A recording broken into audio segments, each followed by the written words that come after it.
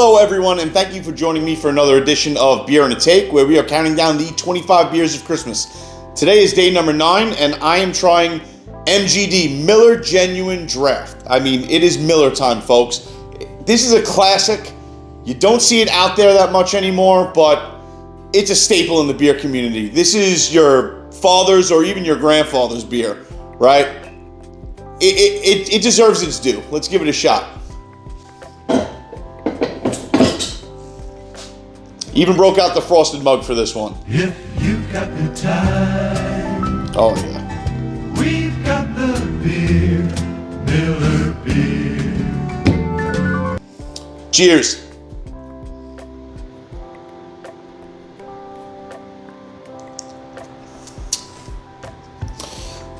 That is clean. That is thirst quenching.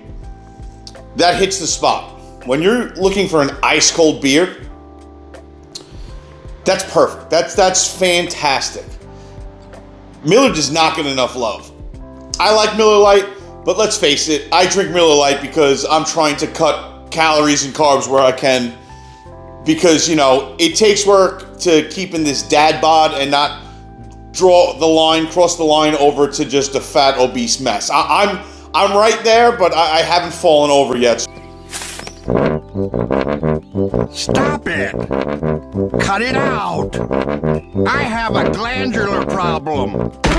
So I usually sip on the Miller Lights, watch the girlish figure, but I mean, if you're just gonna go full bore, it gets no better than MGD. I love this way more than I like Budweiser. Even Coors Banquet, it doesn't hold a candle to this. This is so crushable, it's not even funny. And it just doesn't get enough love out there.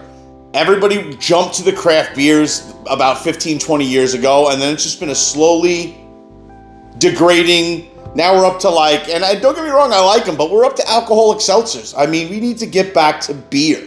Grab a brew. Don't cost nothing. And this is the one to go back to. I'm daring you right now to give it a shot and tell me I'm wrong. I triple dog dare you! My sports take for you today is the Jacob Trouba situation.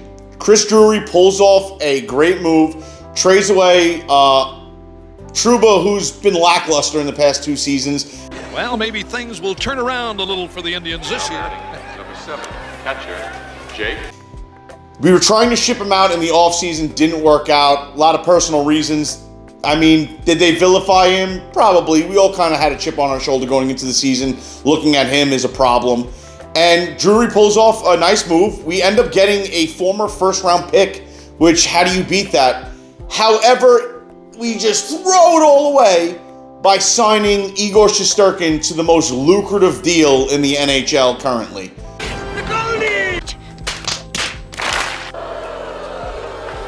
Right? He's a goalie, folks. He doesn't score goals.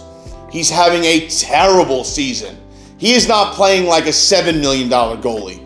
And instead of letting this guy test free agency, because I don't think anybody else in the league is giving this guy $12 million per year times 8 years, we jump right into our old habits as the Rangers organization. We love spending money and getting stuck in contracts that we are not going to be able to get out of.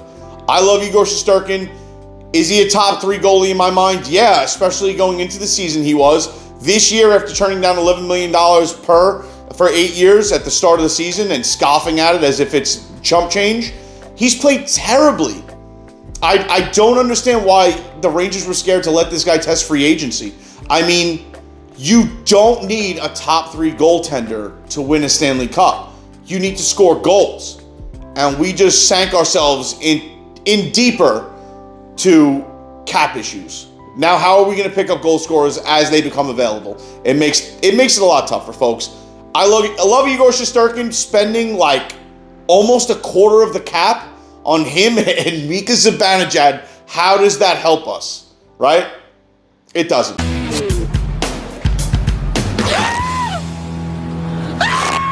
Oh, God.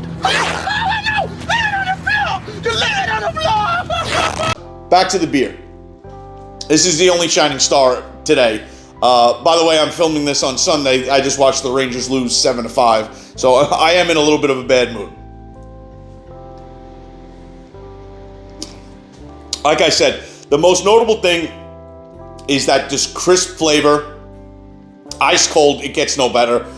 You get the hops, but it's not bitter.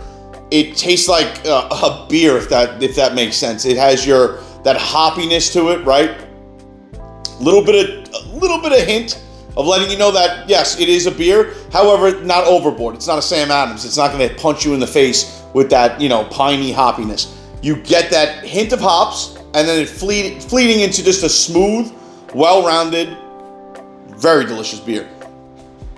Call me crazy. This is a 4.6. I don't care. MGD, 4.6 all day long. If somebody brings this, especially to a barbecue, pulls it out ice cold from a chest and hands me one, I'm pumped. I'm excited. And I'm a High Life guy as well. So, thank you for joining me for another beer and a take. Really genuine Jeff. Who would have thought, right? Cheers. Thank you for tuning in. Be sure to like, subscribe, and comment.